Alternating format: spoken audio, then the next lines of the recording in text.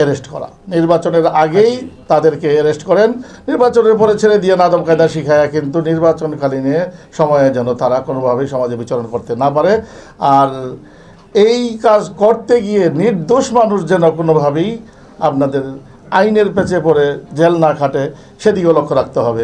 শুধু পার্টিকুলার কোনো একটি দল করে বিধায়ী সেই দলের সবাইকে ধরে ফেলতে হবে, এই ধরনের অ্যাটিচিউডকে গ্রহণ করা যায় না, সমর্থন করা যায় না। যে কোনো দলেরই হোক, সন্ত্রাসী সন্ত্রাসী, আর ভালো মানুষ ভালো মানুষই। যারা ভালো মানুষ যে কোনো দলের হতে পারে, তারা যেন মানে অন্যান্যের কাছে আছে, যাদেরকে টাকার কুমির বলা হয়, যারা ইতিমধ্যেই আওয়াজ আসতেছে কানে যে তারা টাকার ছড়াছড়ি করতেছে। এই নির্বাচন যদি টাকার খেলা চলে আর টাকার ছড়াছড়ি চলে, যেগুলো আচরণবিধির সরাসরি লঙ্ঘন, তাহলে তো নির্বাচন আর নির্বাচন থাকবে না, প্রহসনের নির্বাচনে পরিণত হবে। এই জন্য প্রশাসনকে বলবো মানে চৌকান্ন থাকা এবং আমাদেরকে এই অবৈধ চর্চা থেকে আমাদেরকে হেফাজত করা, আমাদের সমাজকে হেফাজত করা, যুব সমাজকে, ভোটারদেরকে অন্তত কালো টাকায় যেন মানুষ বিভ্রান্তিতে না পড়ে যায় এবং ভুল জায়গায় ভোট না দিয়ে বসে, এজন্য এগুলোকে নিয়ন্ত্রণ রাখার যে ব্যবস্থা নেওয়ার দরকার সেটাও তাদের। স্বাভাবিকভাবে আমরা বিগত 17-18 বছর যেই ফ্যাসিস্টের আন্ডারে ছিলাম, সেইখানে অস্ত্রের ঝঞ্ঝনানি চলতো, সমাজের বিভিন্ন কালোগলিতে এগুলোর ব্যবহারও হতো।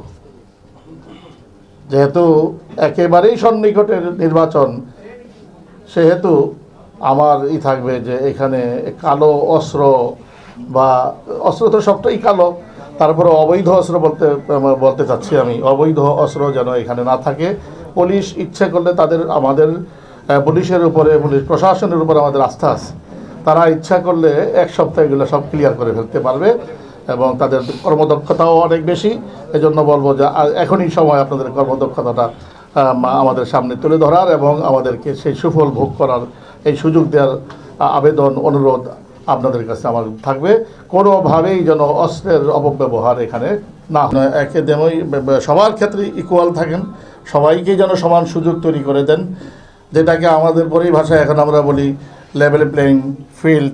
এই ফিল্ড যেন সকলের জন্য অবারিত থাকে, সমান থাকে, বৈষম্য যেন কোনোভাবেই এখানে না হয়, এই থাকবে আমার প্রথম অনুরোধ প্রশাসনের কাছে। দ্বিতীয়ত, যেটা মাসেল পাওয়ার বলে, অথবা আমরা সরাসরি বলবো সন্ত্রাসী, যে দলেরই হোক, যারা নির্বাচনে কোনো ধরনের প্রভাব বিস্তার করতে পারে এমন সন্ত্রাসীদেরকে